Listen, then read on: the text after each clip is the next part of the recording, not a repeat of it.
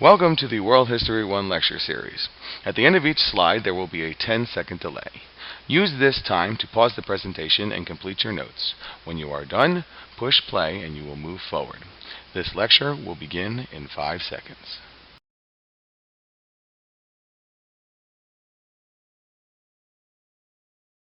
Welcome to World History 1 Lecture 6.7 on Early Christianity. We have a lot of religions in the world, and this is a breakdown of those religions by population as of now. You should recognize some of the names here. We have the Jews, the first monotheistic religion, but they are scattered throughout the world. We have the Zoroastrians. They created that idea of heaven and hell, but they are a very small group now. We have the Hindus, the oldest organized religion. They are a large group, but they are mainly in India. And then we have our Eastern philosophies. We have Buddhists and Taoists and Confucianists and Shintoists. These guys are in China and Eastern Asia. You will learn about the Muslims. They are the fastest growing religion in the world. They're in the Middle East and Southeast Asia. And that leaves us with one religion left. The largest organized religion, Christianity. And Christians are everywhere. To understand Christianity today, you need to understand its origins. And what we're going to see is that Christianity and the Roman Empire are one and the same. Go ahead to the next slide. Let's talk about the reality of the Pax Romana, or Roman peace. The Pax Romana was the height of the Roman Empire and a time of relative peace and prosperity. It was peaceful and prosperous for its time. But the Pax Romana was not a peaceful time in history. Many emperors were bad leaders, or worse, cruel and insane, like Nero and Caligula. Rome is at war with everyone as it claims more and more territory. It is a violent society run by macho guys. And their economy is strong, but it is based on agriculture. If agriculture changes, Rome is in big trouble. For many people, Rome is a hard place to live. Go to the next slide.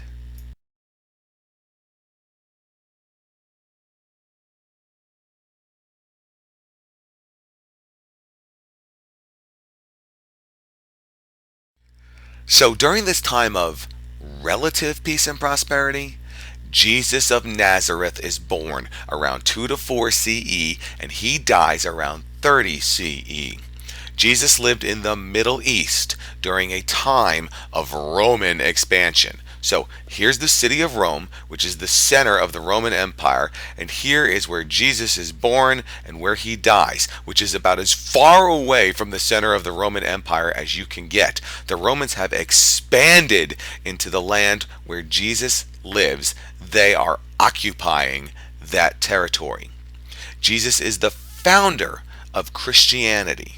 And Christianity is built upon Judaism. Judaism is the original monotheistic religion. Christianity is built upon the ideas of Judaism, as the Old Testament is a collection of ancient Hebrew scriptures that lay the foundation for the arrival of the Messiah, or Savior. At this point, people in the Middle East are looking for a Savior from the Romans. Go to the next slide.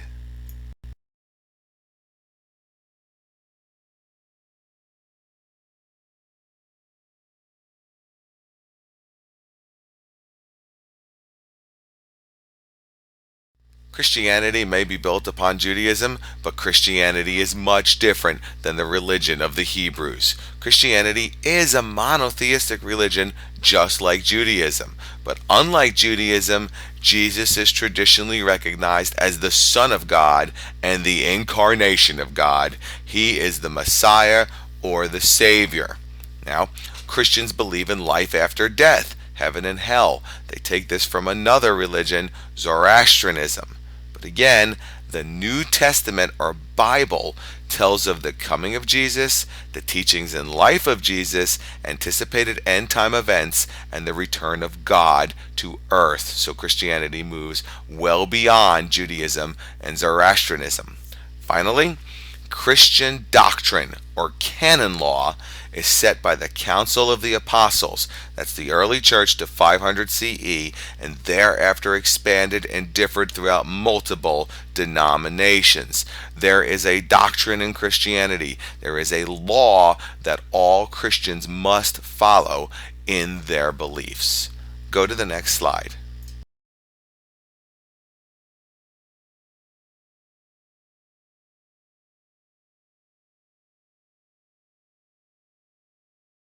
Just as Jesus is coming onto the scene, the Romans are at their most powerful, and they are not going to be happy with a new religion.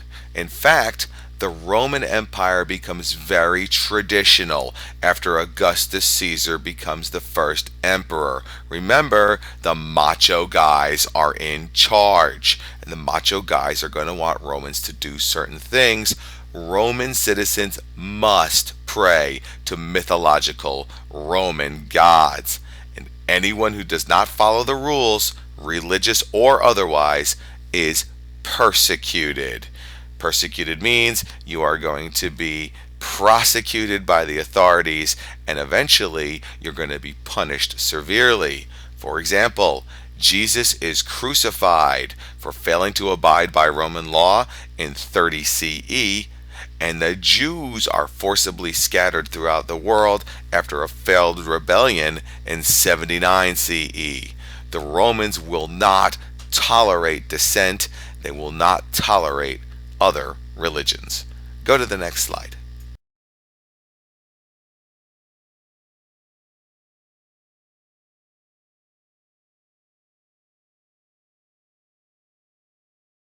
Funny thing about religions, once they're started, they're really hard to stop, and they're even harder to stop spreading. And that's exactly what happens with Christianity. The teachings of Jesus are carried by the apostles, like Paul, throughout Rome and memorialized in the Bible. In other words, the disciples of Jesus are writing things down, and they are moving throughout the empire, spreading the word of Jesus Christ. Now, the Roman authorities can't stop this. So, the Roman authorities try to slow the expansion of Christianity, so the religion grows faster in the Eastern Empire than in the Western Empire. This is going to become very important after the fall of Rome. Then we got to talk about Constantine. No, not that Constantine.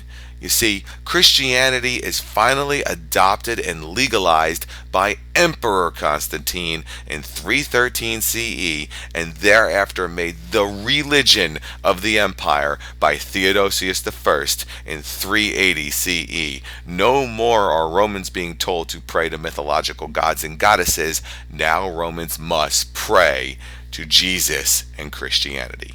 Go to the next slide.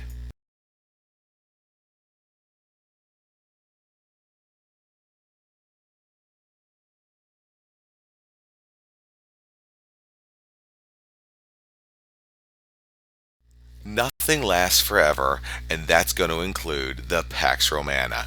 The Pax Romana fades because of major issues in the Roman Empire.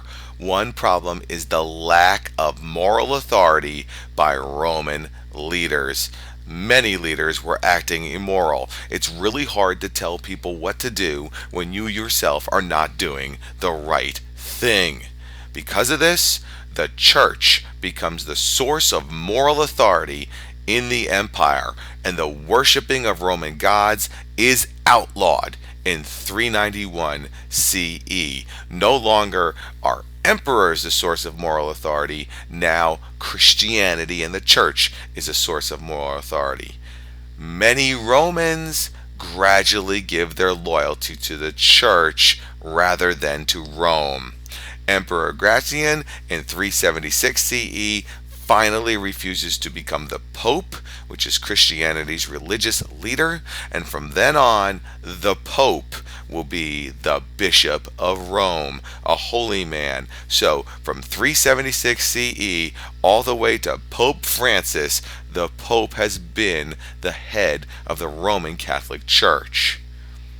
This is going to be really important because the church was a source of unity during the decline of the empire and into the future. Don't worry, it's coming, the fall of Rome.